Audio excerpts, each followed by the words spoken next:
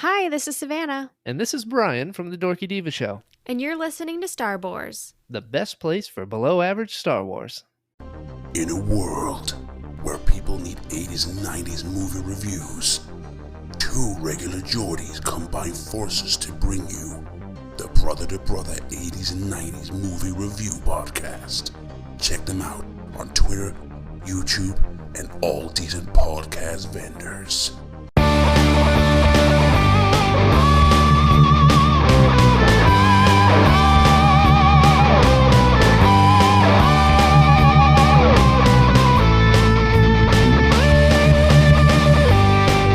Star Wars, best place for below average Star Wars.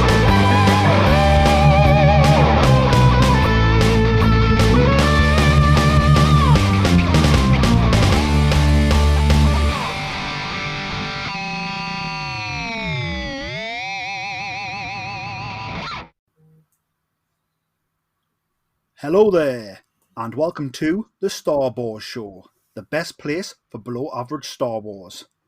I'm the Geordie Jedi Pete. And I'm Jason Hondo Ling. And I'm Kat Rizialka. Kat, Jason, thank you very much for joining me this week for another Star Wars. We've got some really fun things to talk about. Let's dive straight in. Robert Rodriguez, who we know directed an episode of The Mandalorian in Season 2.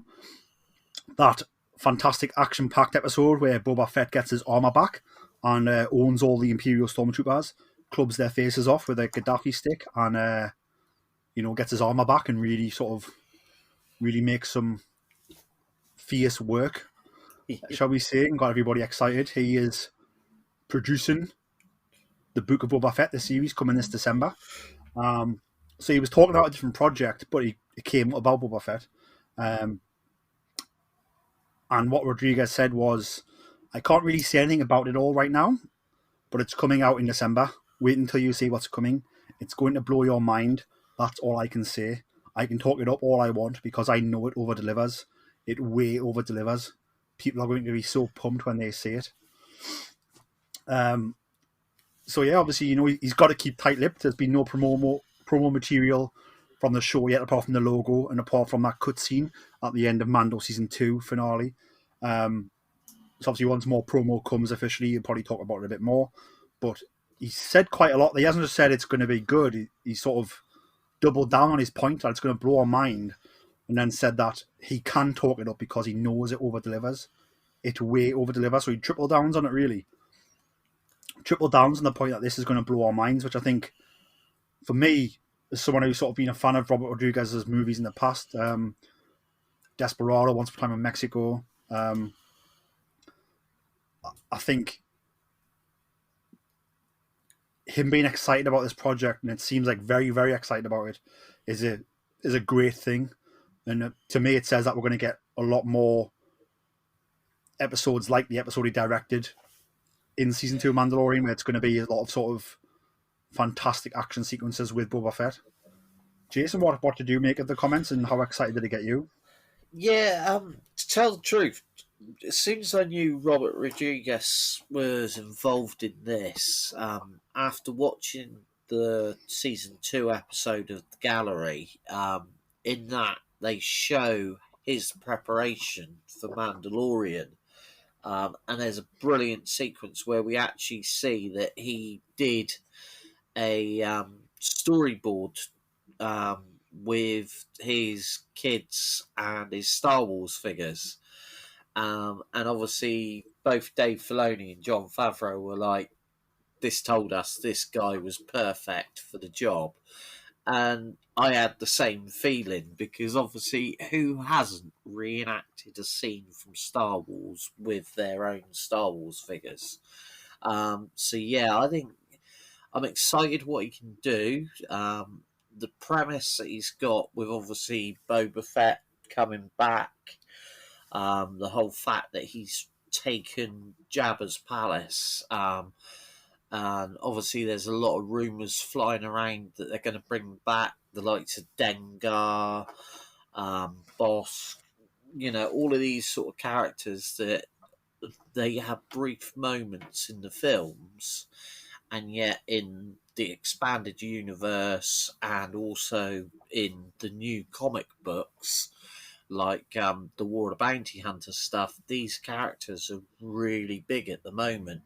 So if he has used these, then I think we've got an awesome series to look forward to.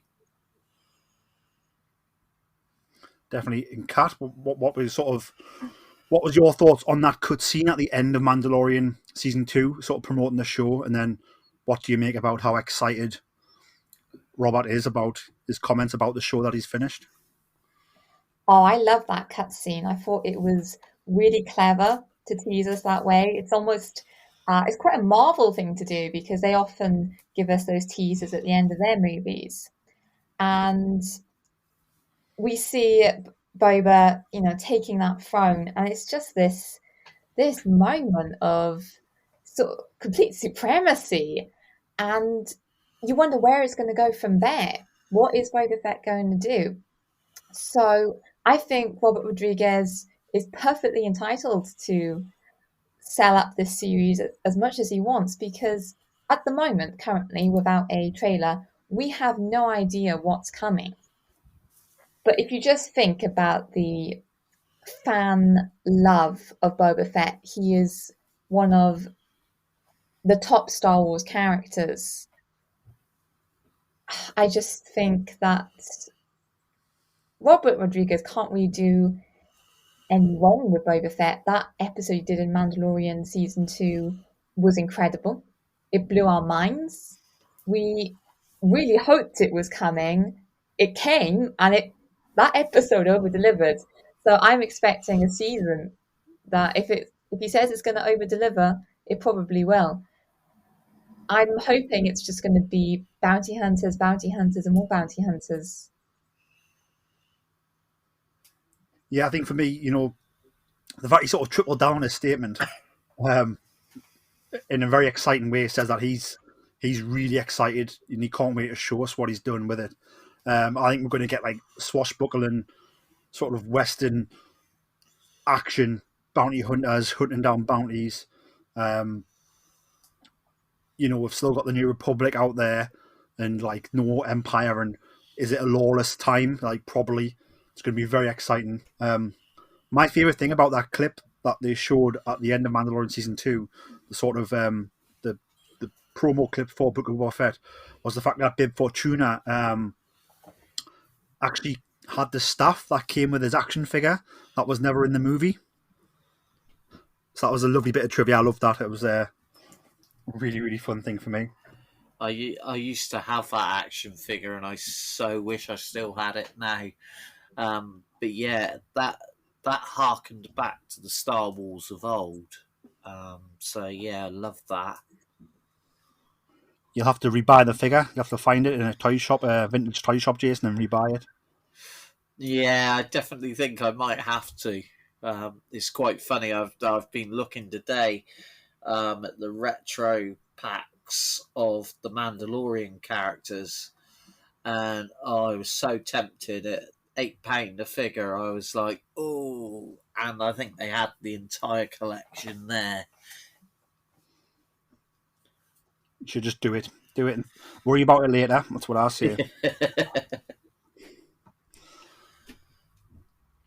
Moving on from Boba Fett, Cassian Andor has been in the news today. Obviously, Cassian Andor, the series, finished shooting last month. It was quite a long shoot with many different locations, some of which were in the UK.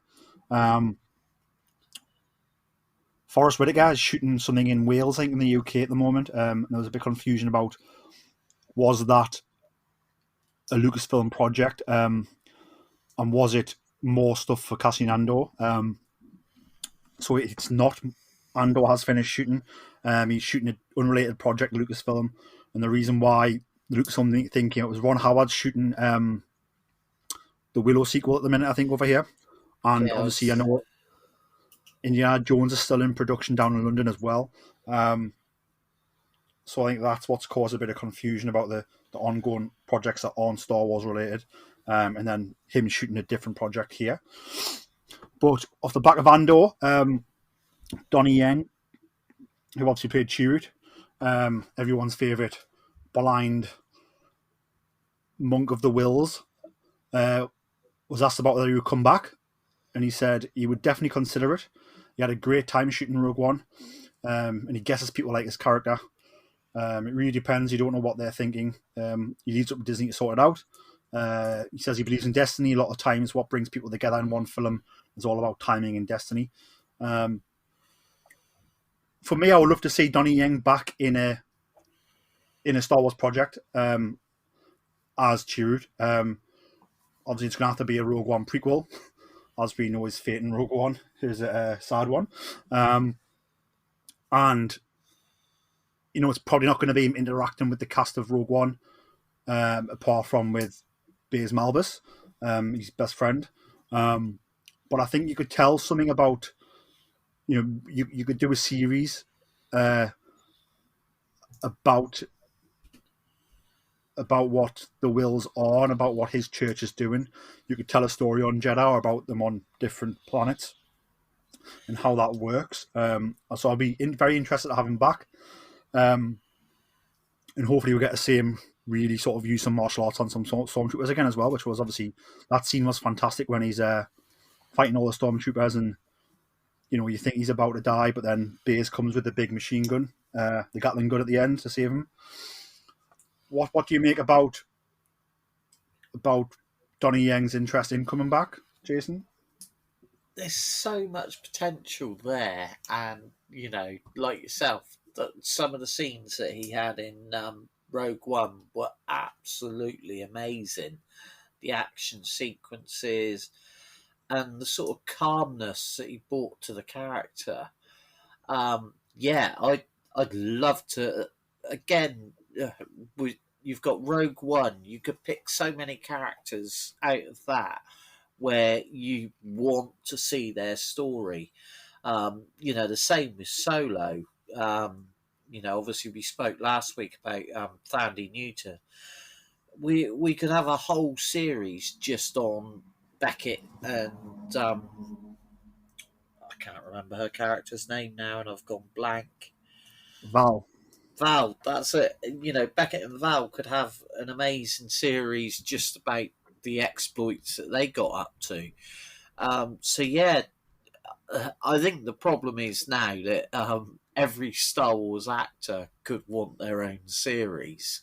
For me, it's almost sad, but obviously it's great that we're getting a Boba Fett series and everything that's gone on. But it's so sad that, like, Jeremy Bulloch, who put in so much to the character, promoting the character, creating the character, and it's all come after, sadly, he's gone. I hope some of these characters get a chance to shine. And as you say, the idea of the Monks of the Wills or that sort of thing, seeing a different side of the Force and everything, that could be quite interesting in itself. Kat, were you a fan of the martial arts scenes that Donnie Yen's character Chirrut did in Rogue One? Absolutely, they were. That sense of fighting was quite unique in Star Wars. And I think that the fact that he was playing this blind character made it all the more special. He's an unexpected hero, and really, Chirrut proves that heroes come in all forms. His character, I think, has only been explored otherwise in The Guardians of the Wills by Greg Rucka, which is a middle grade book. But I would happily see more of Chirrut and Jeddah in particular, because Jeddah was so important to the Jedi and the Force before the Empire came along. It's mentioned many times in the literature. So to see it properly before it's overtaken by the Empire would be very interesting. And I think there's a lot of Force lore that they could intertwine with that. Yeah, definitely. I think we've only just scratched the surface on the Guardian of the Wills and what the Wills are and what the Wills do, and that sort of religion of the Force. It's also hinted at in the sequel trilogy. Or you have Lor San Tekka, who's believes in the Church of the Force, but he's not connected to the Force as a Force user might be. So it's quite a vast area that could go in with a storyline. So I will be all up for that, 100%. I remember reading that book, the Young Reader book, and really enjoying it. Is that where Chirrut and Baze end up helping? Are they helping a group of people survive the Imperial occupation? Is that right? That's the one. Yeah. So no, I think if you definitely read that book, Guardians of the Wills, if you want more Chirrut in your life, and if you read it, I think it'll definitely get you hungry for more, and hopefully we do get more going forward. Speaking of Andor, obviously it did shoot for quite a long time. I think it was the longest television production in Star Wars history so far with these new shows that we've got.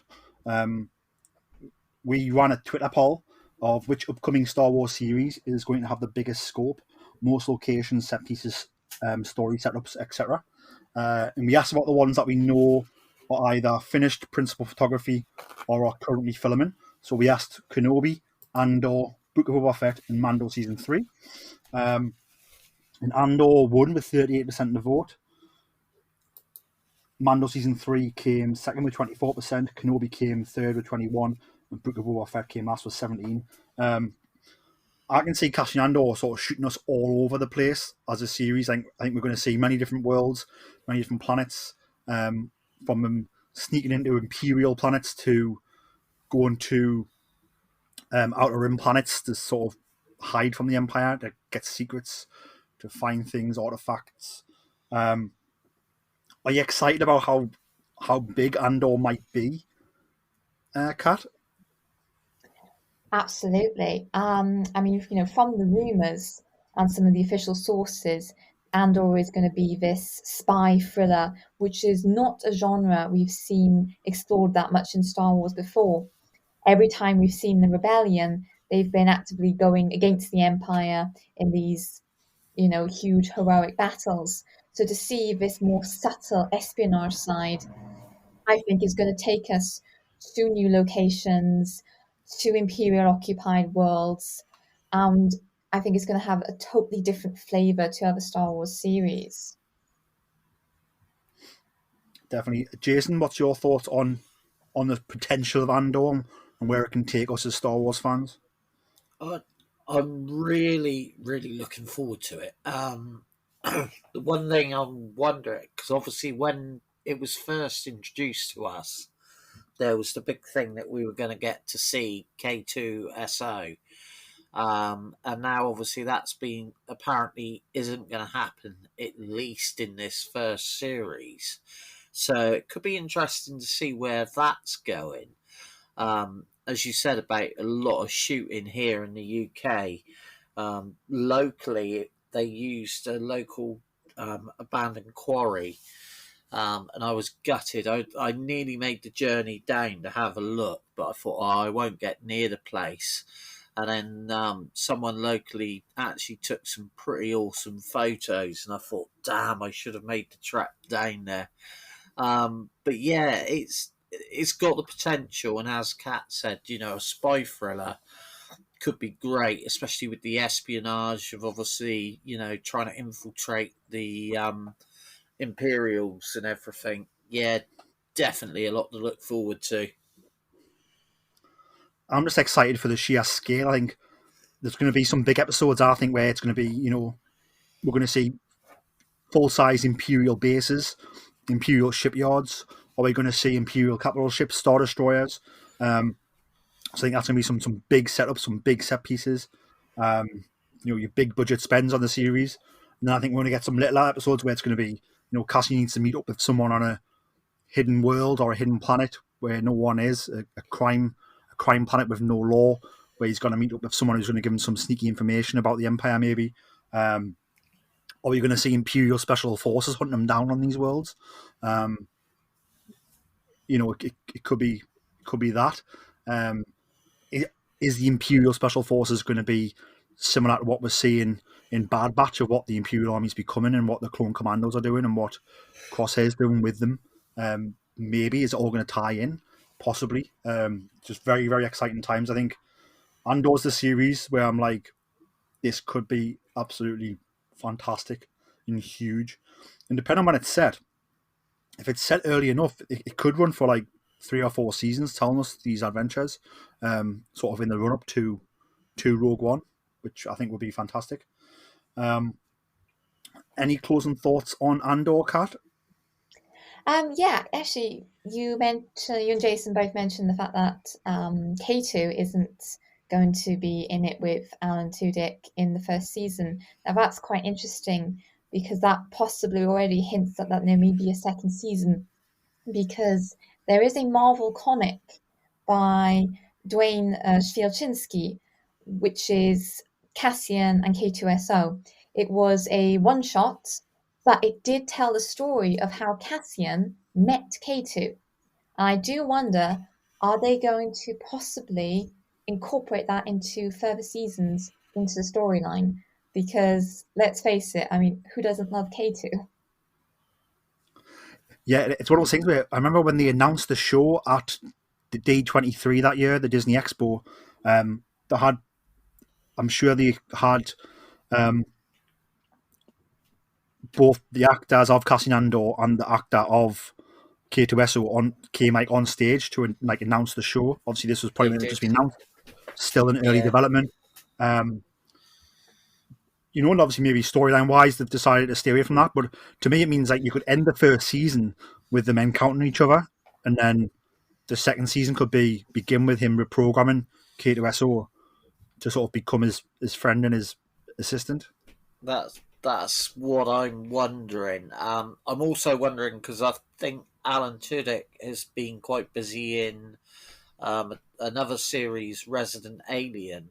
Obviously, there was quite a lot of delay of bringing these series to the screen after they were announced. So I wonder if there's been some sort of contract niggles where he's been tied to that show. And that's the reason he's not been in this first season. So I hope they find a way to bring him in because he's a brilliant actor. I loved him when he was in Firefly. And a lot of the other stuff that he's done, he's got that comedy timing, and he brought that to K2SO. And the relationship that K2SO had with Andor, I think, was something everyone was looking forward to with this series. So I just hope that they can deliver at some point. Yeah, I think Diego Luna had a great chemistry with him, so let's get them back as soon as we can. And if we've got to wait till season 2, you know what? That'll keep us chomping at the bit and wanting more and more if they do that. So well done them for making us want more. That ties us into our next story. We're talking about Lego. They've announced the Lego Advent calendars. Obviously, there is a Star Wars one coming. Jason, do you want to tell us the unique selling points and why the Lego Star Wars calendar looks fantastic? Yeah, this year they've gone and done something different in that the Lego Advent Calendar is purely based around the Mandalorian and its characters. There's some really, really nice builds on there, and also some great collectible minifigures. Obviously, with it being Mandalorian based, you had to have Grogu. And they've got him dressed in a rather sweet, I think it's a Santa type onesie. The Mandalorian, Kat and I were discussing earlier, they haven't gone over the top. He's not got a Christmas jumper, but he's just got a very nice, subtle scarf, which, again, sort of goes with the character, but still gives it a Christmas feel. And I suddenly realised I've meant to get up the image so I can talk about more of the models, but probably Kat will probably know what models they've got included this time. Yeah, they do have quite a few nice ones. I noticed they've got the updated Slave One, Boba Fett starship. So we've got that in quite a bright green to reflect its brand new paint job. And we've also got some Did interesting I bits of Serene as well. did I remember seeing as well the E-Web canon from season 1? I think that might be in there, yes. Ah, it's okay. I've just found the images. Yeah, we've got an IG 11, but sadly, as we discussed, no Santa hat on IG 11. And we've got a rather festive floating, what do you call it? Cradle for the um, Grogu, and the other one is obviously. Oh, I see. Looks like we've got a Cantona there as well, so that'll be a bit of fun. And obviously, yeah, we've got a biker scout, a stormtrooper, and a Tusken Raider. So it's quite a collection of minifigures there. Yep, it also looks like we're going to get our usual quick build ships of a TIE fighter and Moff Gideon's cruiser. Oh, and I think I've even seen a speeder bike there, which speeder bike's just a bit of fun to build, to be honest. Does it look like the Scout Trooper will fit on it? Yes, it does. Yeah, looking at the size, I'm looking at quite a detailed image here, and I would say that I think they're going to fit the Scout Trooper on there. So that's and actually, the picture I've just managed to find on the actual advent calendar is of the Scout Trooper on the bike with Grogu in the satchel attached to the side of it in his little Santa type onesie. Oh wow, that's fantastic! That's awesome. Yeah, so yeah, as I say, I know Kat and I discussed it earlier that these figures they went through a bit of doldrums with the advent calendars where they weren't exactly exciting. It was a case of, oh, stick a Santa hat on top of BB-8, we'll stick a Santa hat on top of C-3PO. And then last year they came out with, we got not just Poe Dameron with a Christmas jumper on, but also Darth Vader. So yeah, they seem to have found their niche, but obviously it's quite a big thing for them to just centre it on the Mandalorian. So yeah, a lot of fun to be had. Yeah, it looks like they've got the Mandalorian logo on the box as well as the Star Wars box. Looks like it is centrally Mandalorian themed, which I suppose makes sense with it being the main product that's been out recently. And obviously when this calendar goes on sale, which I think it's on sale now, obviously Book of Boba Fett is not out yet. Yeah, yes, it was released yesterday, along with another rather exciting Mandalorian set that I'm desperate to get my hands on. Which set's that, Jason? It's the Armorer's Armory. You've got the actual forge that the Armorer creates. The Mandalorian's new Beskar armor. You've got a quite a nice armorer figure, and then you've also got a Paz Vizsla figure, or the not Paz Vizsla, the large Mandalorian. So obviously, there's been a big thing that Jon Favreau's finally got his own Lego minifigure. And I know now there's a campaign that they want Dave Filoni to get a Trapper Wolf minifigure. Well, I've heard Trapper Wolf's getting a Black Series 6-inch. Yeah, I think that's going to be a Comic-Con special, isn't it? I believe so, yeah. So is this a small set that we priced at around £20, you think?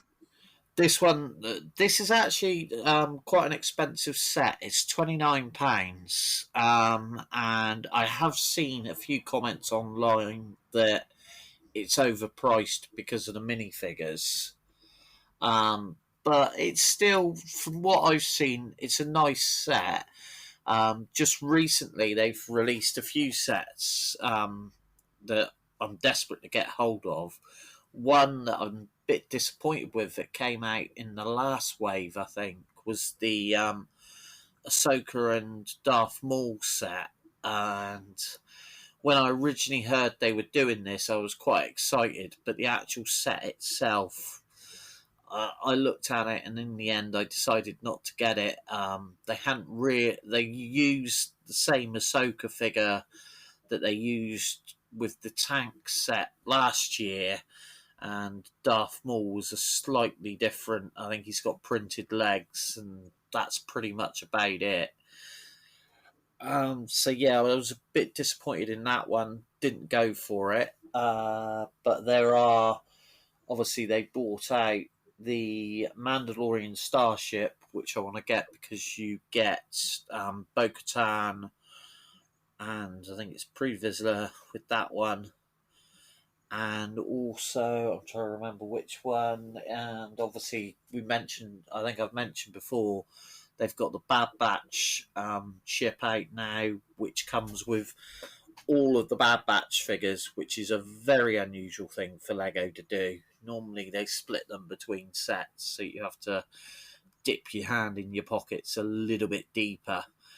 But yeah, no, this is a problem at the moment. I think my Christmas list is going to be huge, and Lego will be reaping the benefits. Yeah, I didn't get the advent calendar last year because the year before I got halfway through and then I got loads of shifts at work, and I ended up like not being able to finish it on time, so I had to build it after Christmas. And I had a big issue of where do I keep all these minifigures, so I didn't get the Lego advent calendar last year, but I am tempted to get it this year. Haven't seen what's inside of it, but I'll have to ask the wife if that's allowed. Because I'm running out of space quick, and like I said, I buy a lot of figures anyway, so I've got to pick and choose sort of what I'm collecting at the minute. Yeah. Kat, are you going to get this advent calendar this Christmas? Definitely. It's not Christmas for me without the Lego Star Wars advent calendar.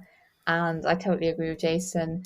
It is really good this year. I think focusing it on the Mandalorian was a very smart move because the designers have then been able to give us all these mini builds that tie together.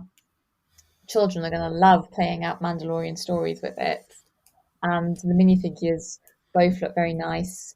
Din Djarin is, I think he's the same as we get in the Razor Crest with the arm printing. The only difference being that nice little printed scarf, quite subtle, festive touch, but really nice. And then Grogu in his little Christmas onesie is absolutely adorable and really proves how the Lego group can take these tiny pieces and yet still print them with so much detail. Really mind blowing. And I'm also impressed now with the new Marvel one that they've done as well. And yeah, I'm just waiting for Argos to do a 3 for 2. Yeah, get those deals when you can. That's the best way to do it.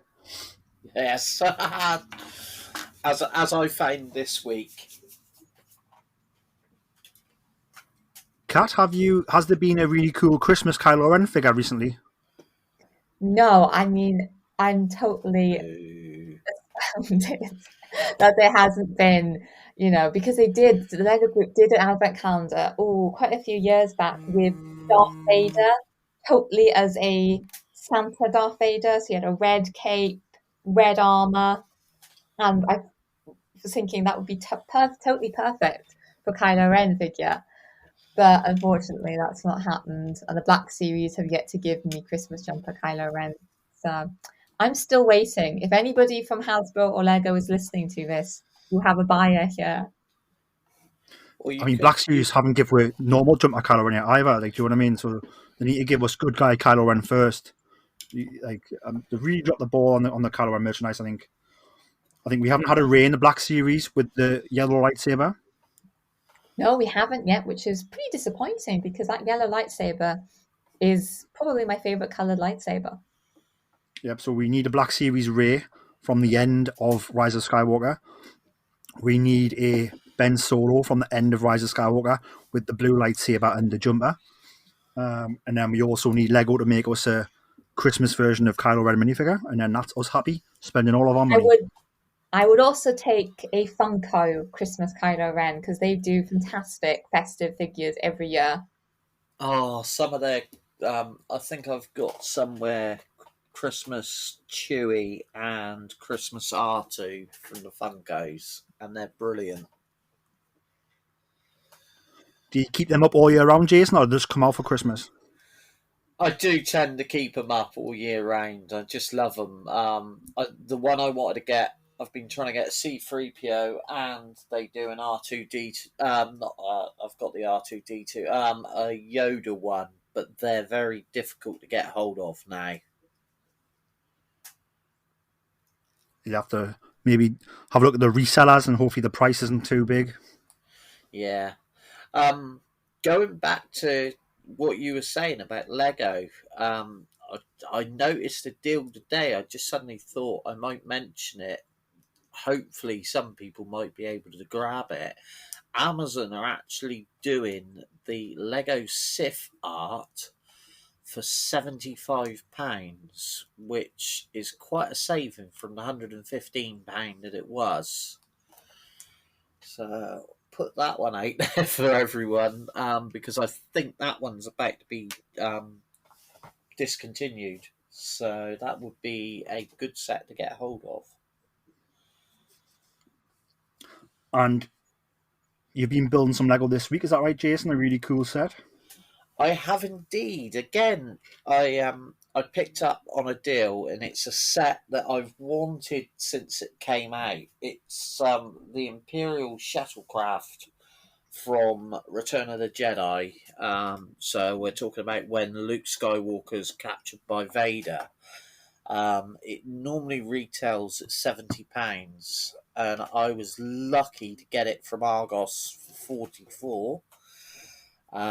And I was I'm very good. I always look out for these deals, because they do quite often. Argos and Amazon, especially, they quite often drop the prices, but you've got to be quick to get in. And I ordered this to get it delivered Sunday morning, and within 5 minutes after I'd ordered it, I went back onto the Argos site, and it was completely sold out everywhere.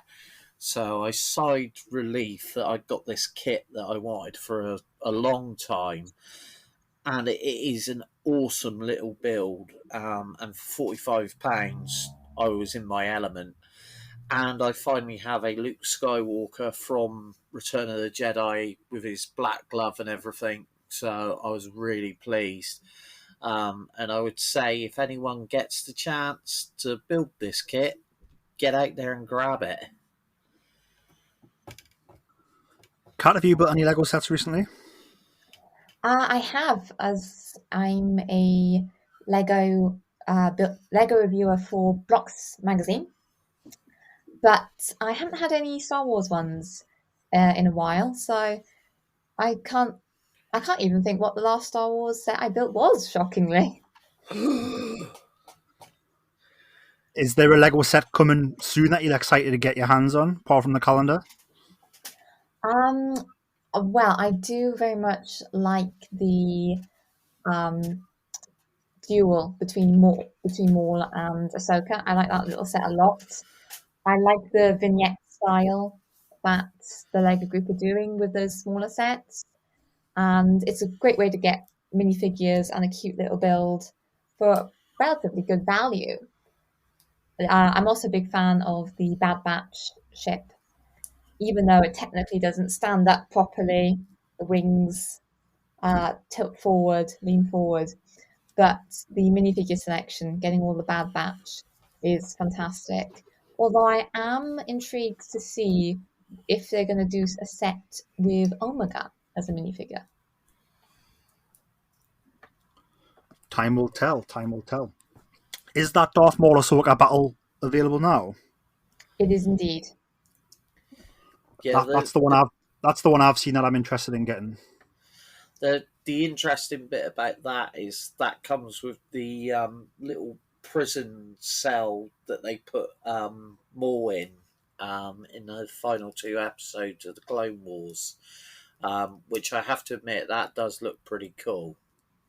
I know, it's like this Star Wars Iron Maiden. I love that from the episode. It was scary and it was cool and it really linked to the lore of the Mandalorians and how, they were proper Jedi hunters. They knew how to capture and how to hold on to a Force user. Yeah, definitely. Yeah, I think if you go back thousands of years, there was a big war, and I think it ties into that sort of that myth and legend that we've not been told yet, but what's been hinted at, which I think we might get in future storytelling. And yeah, it really did hint at really did, because the way they designed it sort of reaped of oldness in a good way. Like it looked like it felt old and mystical, and it felt powerful. And it sort of really whet my appetite to find out more about this war between the Jedi and the Mandalorians, which hopefully one day we'll find out more. I see, speaking of Lego, Ming-Na Wen got sent 2 big Lego sets recently, so she's got 2 minifigures of herself now in her collection. Yeah, I'm not sure if Mr. Burns had anything to do with that. Do you know, Kat? I think he did because I remember seeing on Jedi News in the article we did showing Ming-Na Wen with the 2 Imperial light cruisers that she's holding. There is a sneaky nod that we may have contacted our buddies at the Lego group to send that on. Yeah, James is very good like that, and it's good that Jedi News obviously works so close with Lego. The James is a big supporter of Lego, but at the same time he fights for the fans to make sure that they get the kits and the value for money that they deserve. And it's probably something behind the scenes that people don't realise, that there are a group of fans that Lego turn to for advice, which is a very good thing. And I know James does similar with Hasbro, which, he's a huge Star Wars fan, so it's quite cool that he gets to do that. Well, let James know from me that I want my Ben Solo with a blue lightsaber and the jumper. I've already asked James, I still haven't got an answer.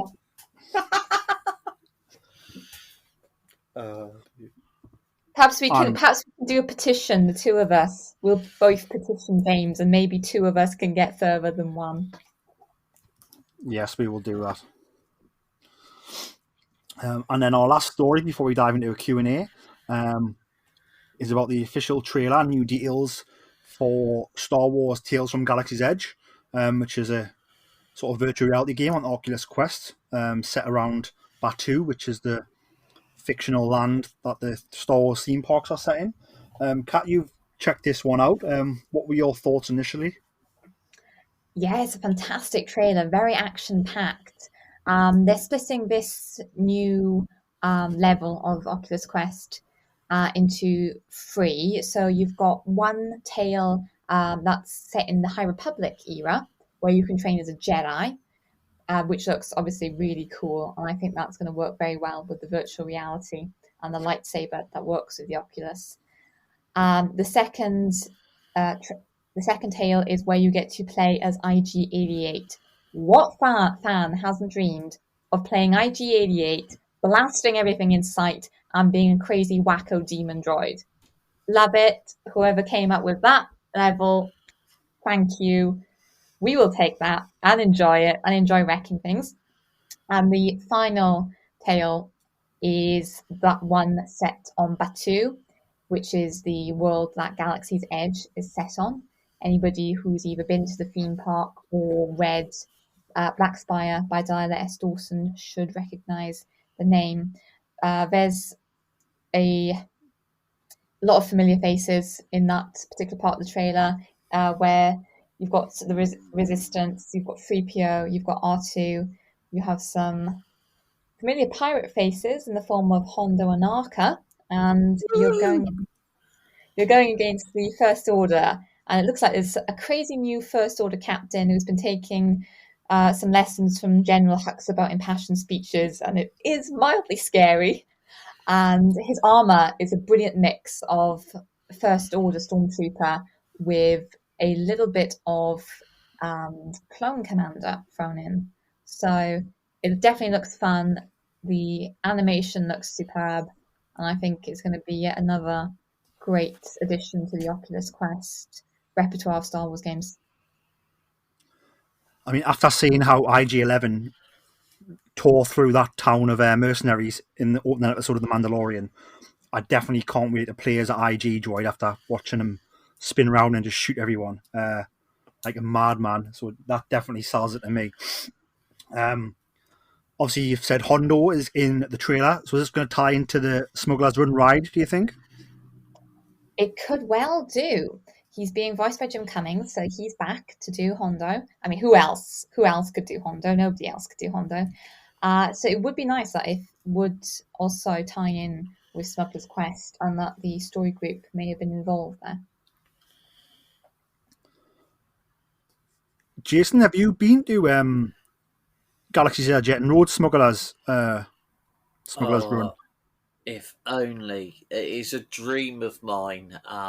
One day I will get there. I just watch videos on YouTube and just salivate at all the Star Wars goodness. It's something that, as you know, Hondo's one of my favourite characters. Absolutely love him. I'm gradually starting to collect a lot of Hondo merchandise and that, and he's just a character that I find fun in the series, and I'm hoping he's going to turn up in Bad Batch. I'd love to even, I suppose there's even the potential that he could turn up in The Mandalorian. They've already proved they can do live action with what they've done at Galaxy's Edge. Why not bring Hondo into it? Maybe I should start the campaign here.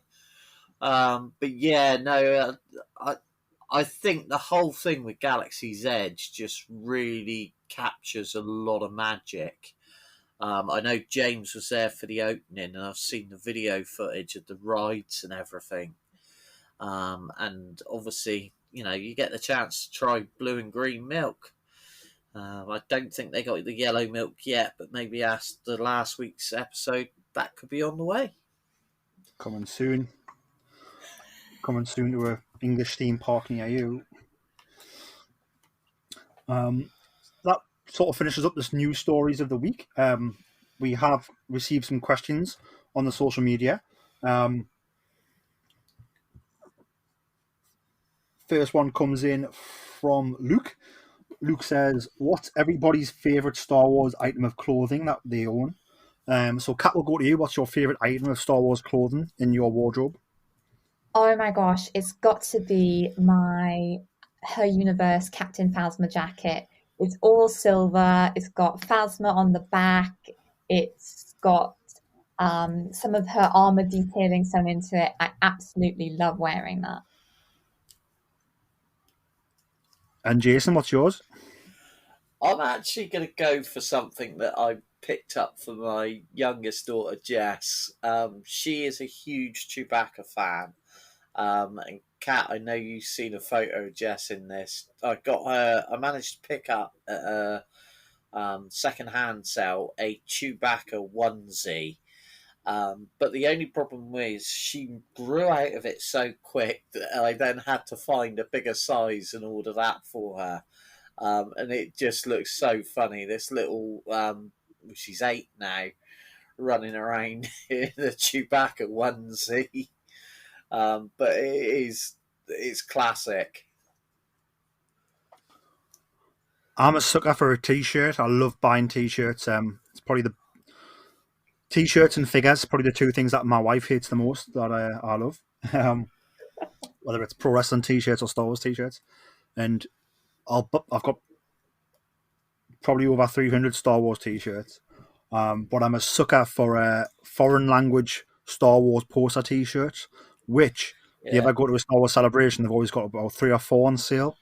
Different ones each year. So I couldn't tell you which one, although I do have the Rogue One Russian poster on a t-shirt, which I got from Celebration, which I do love. That's probably my favourite, and I don't wear it much. But yeah,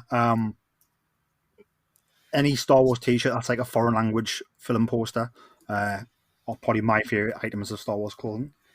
See, I've got a very special Star Wars T-shirt that I like to wear, and it's not even Star Wars. It's got the Star Wars podcast on it.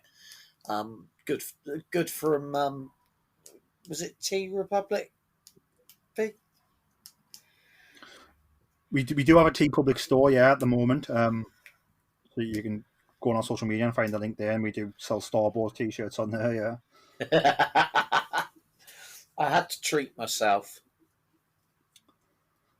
Our next question comes from Carl. Carl says, what are people's Star Wars traditions when, say, the latest Star Wars movie is out at the cinema? Carl and his friend Nikki hit a run of Star Wars flicks being released at Christmas. So what they would do was they'd get a full English breakfast at Frankie and Benny's on the morning of the first showing and then head in. So I assume that they're not doing them in night. They're having a nice sleep, and then that first morning they're getting a good breakfast at Frankie and Benny's full English, and then they're heading in to watch the movie. Kat, what have you done recently for sort of the new Star Wars movies? Any traditions? Well, firstly, Carl, love it. That is a brilliant way to start any day. Star Wars and full English, love it. Well, the last Star Wars film that was out, I was actually at the premiere for in London at Leicester Square. Unfortunately, that's not a tradition. So that was one off. I want to make it a tradition, Kat. But usually I'm up at like 4 a.m. and I'm there for the 6 a.m. showings, and I do try and cosplay. So that's typically my tradition. Get up really early, woozily put on a cosplay, and then sit in a freezing cold cinema in December, enjoying the latest Star Wars movie. What was your favourite cosplay to the current movies? I have a Kylo Ren cosplay, and I have a Rey cosplay, which I switch around.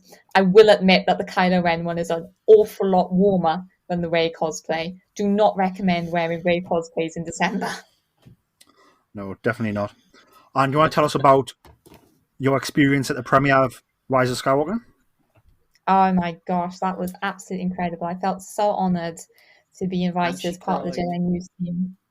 I did cry quite a bit. We were in the screen in the front row. We had almost all of the cast in the same screen as us, and it was just incredible, to live out the final Skywalker saga movie there with everybody. The first showing, that premiere, it was one of those never to be repeated. You will always remember for your lifetime moments, and I treasure those memories. Definitely. And I think I cried for about an hour and a half afterwards when I got back to the hotel. It was just sort of all this release of emotion because, it was the end of the Skywalker saga. I'd been there, and it was just incredible moment. And don't forget, you got to shake hands with J.J. Abrams and Kathleen Kennedy. Thank you for reminding me that. Yes, I did. That was, oh my gosh, you're there, and I just like grabbed Kathleen and was like, thank you so much. And I think they get from the passion that it's not just a thank you. By thank you, we're saying thank you for everything, for all the work and effort they put in to making us fans so happy with the films and everything that Lucasfilm do. So it was amazing. We had one thing that was missing all the way through that film, though. We did. We were very angry that in America, in the premieres in America, they have popcorn, they have collectible mugs, they have all this cute and brilliant collectible stuff. In the UK, all we got was a can of water and a healthy snack bar. That was it. No popcorn, no drinks, nothing but a healthy snack bar. There wasn't even I have to admit, I don't know about you, but the tickets were particularly awesome. I still look at my R2D2 ticket and I think that is brilliant. I do love my ticket. Mine has BB-8 on it. I do love the ticket, but I was a bit upset that I had no popcorn to munch. Yeah, I wasn't. It wasn't even the fact that there was no freebies. It was the fact that we couldn't even buy popcorn. But then again, I suppose um, one of the annoying things about watching a film is when everyone's crunching the popcorn. So maybe Anthony Daniels had banned popcorn. That's what it was. Maybe he is the type of thing he would do. Jason, what about when you're not going to a premiere? How have you enjoyed the movies recently? Normally, I normally go the day after release. I'm one of these that I like to miss the rush. I've never until I went to the premiere. I'd never gone like for the very first one. But I do like to get there early, get there as quick as I can. I normally go alone because I like to sit and enjoy it. I'm a bit sad like that. I quite often, if it's a film that I really want to go and see, I'll go on my own and sit in the cinema on my own so I don't get disturbed. So it's a bit of a personal thing for me. But I like to prepare a lot of the time, so I've normally the night before watched all of the previous films so that I'm up together and ready for it. Fantastic. Our next question is from Danny. Danny says, if you could only have one Star Wars movie left on the planet ever, which one would you keep and why? Kat, will go to you first. Oh my gosh, tough question. Ouch. I think for me it would be The Force Awakens. That was the first Star Wars movie I saw in the cinema, and it holds a really special place in my heart. And I'm pretty sure it's the Star Wars film I've rewatched the most. Jason, to you. That's a decision I don't know if I could make. There's a gun to your head, you've got to make it. I'm going to say Rogue One. And why is that? I know, a lot of people think it. To me, it's just a big part of the Star Wars story, and I love a good war film. And I just say I really got invested in the characters and everything with that one. For me, the prequels, the sequels, and the original trilogy are three films as one. So it's almost like they're all individual films anyway. So I think I would have to go Rogue One. So I'm in two minds. I don't know if I'd go A New Hope or if I'd go The Phantom Menace. The reason why I say A New Hope is because it's a fast-paced, fun, swashbuckling adventure. We hit all the story beats. We get a happy ending. It leaves you wanting more, but you don't know what more is. So, you're not necessarily going to be sad that nothing else comes. So yeah, there's that. Or The Phantom Menace, which I think, for me, The Phantom Menace is a perfectly paced movie. I think you never watch that movie or not looking at your clock. I think it's perfectly paced. And I think if you watch The Phantom Menace, if that was the only one available, obviously, they end up solving the conflict that is at the beginning of the movie, which is the trade dispute and the blockade. They go back and free Naboo. They also free a child from slavery, which is really cool. So you get a happy ending for the kid. You get a happy ending for Obi-Wan Kenobi. Sad end for Qui-Gon, so there's a bit of drama in there, which, you want in these storylines. And again, you get that tease at the end of a sort of Palpatine sort of saying, well, what's your future, with great detail. But it's like, if you don't have these other movies, you don't know who he becomes. So it's like, could be anything. So I would go either Phantom Menace or A New Hope. Yeah, I know where you're coming from with Phantom Menace, actually. I know a lot of people are a little bit with the prequel trilogy. Obviously, as well, for me, it's got Darth Maul in it, and he is amazing as a character. Obviously, very underused in the films, but I would love to see more of that character. And another thing with the Phantom Menace is that the level of fighting we get, and not only do we get the lightsaber duel at the end, which is fantastic, we also get the pod race in that movie, which is also fantastic. So yeah, I'm going to go. If I had to have only one Star Wars movie left on the planet, I would go the Phantom Menace, just because it's perfectly paced, it's really good adventure, good humor, good drama, fantastic pod race, and fantastic lightsaber duel at the end, and fantastic space battle as well. So Definitely. you get hits all the points that you want from your Star Wars movie. And that brings us to the end of the Q&A and the end of the episode. Jason, anything you want to add about anything we've talked about today? I've actually just got some breaking news. Go for it.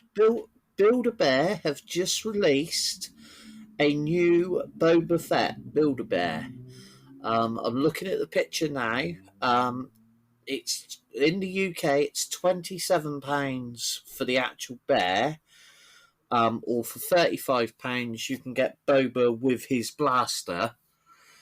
And I have to admit, it looks absolutely awesome. It's been done as a bear, but it's got the actual body's all printed with the armor, and the helmet is printed onto the face, but the visor is looks slightly opaque, so you can actually see the eyes and the nose through the visor. I think that's just gone on my Christmas list. Is it in the classic armor, or is it in the Boba Fett armor from the new series coming this December?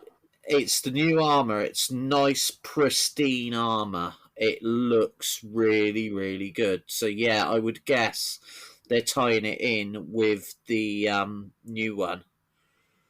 So, does the box it comes in look like a Slave One? I don't think so. If only. It's quite handy that that's come through at the same time, because I've got to look for something for my daughter for Christmas that she's nagging me to get, and yes, they've got it back in stock by the looks of it, so I'm going to have to get that. Fantastic. Kat, are you going to get a Boba Fett Build-A-Bear? I have seen the Boba Fett Build-A-Bear. I'm not sure if I'll get it. I've got quite a few Build-A-Bears. I have a bit of a teddy bear collecting problem. So I am tempted, though, a lot by the Loaf Cat they've done. Oh, yeah. I like the Jawa as well. I think the Jawa is really awesome. Kat, do you have a Kylo Ren Build-A-Bear? Of course I do. Is it the best one to do? Yeah. He's actually, rather than a bear in a costume, he is made as a Kylo Ren bear. He's got his lightsaber, and he is a brilliant bear. I'm hoping that Build-A-Bear might do a Ben Solo bear to match, because they did do one of Rey. So I am hoping. And I would also like a Padme Build-A-Bear with all her wardrobe as costumes available. I would love a Padme. Oh, that'd be awesome. Well, there's money there, every costume, you release a new costume every month. There's money coming in, you know what I mean? Very, very good business plan there. I like it. I'm just looking now, and I see that the Boba Fett is done very similar style to the Mandalorian bear that they released earlier this year. So they've obviously decided to reuse that idea, but obviously in time for the Boba Fett series. Yep. Well, fantastic. So, guys, watch out for those. Is there a release date for the Boba Fett? As far as I can see, it's out today. It's showing as available. There you go. Go buy Boba Fett now, guys. But yeah, Kat, thank you very much for joining us today. Where can the people find you on social media? It's been a blast. You can find me at Kat Kylo on Twitter, both spelled with K's. And Jason, thank you very much for joining us as well. Where can the people find you on social media? I knew you were going to ask me this, and I always forget. It's I'm opening up my Twitter. Sorry, it's at Hondo Ling. Nice and easy. I ought to remember it, but I really am. I need people to contact me on Twitter so that I'll actually start using it more. And you can find me on Twitter at GeordieJediPete. You can find the podcast on Twitter at BorsStar. You can find the podcast on TikTok, Facebook, and Instagram, Star Wars Podcast. Thank you very much for joining me.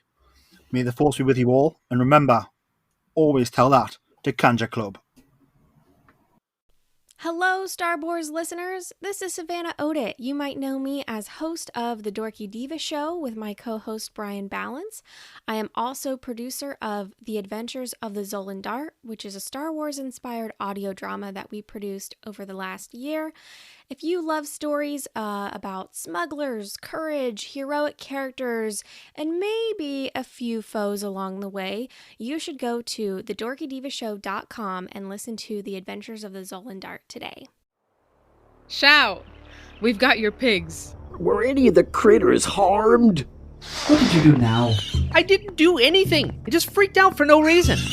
It was nice doing business with you again. Maybe next time we could deliver something less temperamental.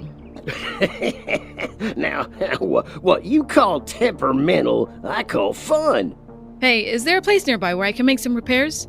3 clicks south of here, you'll find a small spaceport. They should have what you need, as long as it's nothing too big. Dynamic class? My stars, you don't hear about many of those still being space-worthy. It's been in my family for a while. She's pretty great. Any chance you have a hover cart we can use to load up? I'll check out the HoloNet to see if anything new has come up in the sector. My name is Sereth Khan. I am the chief here on Kamai. My people and I have been experiencing food shortages as of late due to unforeseen natural occurrences. We are looking to hire someone. I say we take this one. The pay is great, and it's the type of job we're familiar with. Welcome. You must be Captain Otoa. I've already sent word to Pack 2 to expect you in the next cycle or so. You told him we were coming before we even accepted the job. That's rather presumptuous, isn't it? Perhaps, though once I received confirmation that you were interested and on your way here, I couldn't help but hope. Fair enough. Well, we'll be back as soon as we can. Well, that's not good.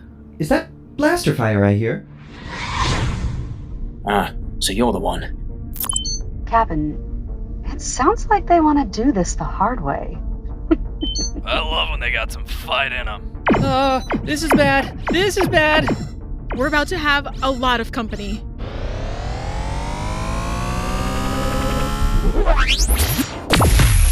I'll see you soon.